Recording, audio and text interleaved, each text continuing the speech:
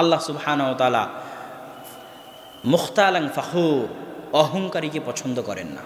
আল্লাহ সুবহানাহু ওয়া তাআলা নত হওয়াকে পছন্দ করেন, ছোট হওয়াকে পছন্দ করেন, চাওয়াকে পছন্দ করেন। এই জন্য ইবনুল কাইয়িম রাহিমাহুল্লাহ তার বইয়ে লিখেছে যে মানুষ গুনাহ করে জান্নাতে চলে যাবে আর ইবাদত করে জাহান্নামে চলে যাবে। গুনাহ করে জান্নাতে কিভাবে যাবে আর ইবাদত করে জাহান্নামে কিভাবে যাবে? তাহাজ্জুদের সালাত আদায় করে 5 ওয়াক্ত সালাত মসজিদে আসে, ভিতরে অহংকার কাজ করে। তখন আরেকজন বেনামাজিকে দেখেছে, আরেকজন সুদখোর পানখোর জর্দাখোরকে দেখেছে, বলছে এর তোকে তো আল্লাহ ক্ষমাই করবে না, ও তো সুদখোর। মানে ভিতরে অহংকার হিসেবে আরেকজন পাপাচারীকে কি করতেছে? ছোট করতেছে, নত করতেছে। একটা সুদখোরকে যদি আমার ছোট করার দরকার হয় তা আল্লাহ মুসাকে বলতো, তুই যে ফেরাউনকে বলবে এই কাফের।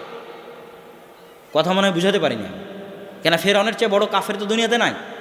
আল্লাহ মুসাকে বলতো, তুই যে ফেরাউনকে ছোট করবে এই কাফের, কাফের বলে ওকে ছোট করে দিবে।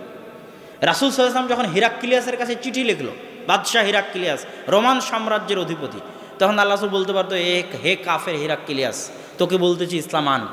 আল্লাহ রাসূল লিখেছে আজিম আর রোম, মহান রোমান অধিপতি, মহান বলে সম্বোধন করেছে আল্লাহ রাসূল। আপনি একজন তাহাজ্জুদ গুজার মানুষ, সালাতওয়ালা মানুষ, আপনার সামনে একজন গান বাজনা করতেছে, তাস খেলতেছে, বা আপনার সামনে সালাত আদায় করে না, আপনার ভিতরে অহংকার চলে আসলো এবং আপনি তাকে ছোট করে কিছু বললেন। আপনাকে বলতে হবে সেটা কি? সেটা হচ্ছে ভালোবাসা, দয়া, দরদ নিয়ে, ভাইরে তোর পা ধরি, আমি তোকে ভালোবাসি, তুই যদি জুয়া খেলিস তুই জাহান্নামে চলে যাবে, এটা আমি চাই না, এই জন্য তোকে জুয়া খেলতে মানা করতেছি। এটা হলো দাওয়াত। আর আপনি বলছেন দেখো শালা জুয়া খোর, এ শালা সিগারেট খোর, বিড়ি খোর। কথা মনে বুঝাতে পারিনি আমি। তাহলে আপনার ভিতরে অহংকার কাজ করতেছে, আপনি আর একজন পাপীকে ছোট করতেছেন। তখন আল্লাহর গায়রাত, আল্লাহর আত্মমর্যাদায় লাগে। কেউ যদি বলে উমুক পাপীকে আল্লাহ ক্ষমা করবে না, তখন আল্লাহর আত্মমর্যাদায় লাগে। কথা মনে হয় বুঝাতে পারছি না আমি। তো এই ইবাদত করে অহংকারের কারণে জাহান্নামে চলে যাবে, আল্লাহর দয়াকে ছোট করার কারণে, আল্লাহর রহমতকে ছোট করার কারণে।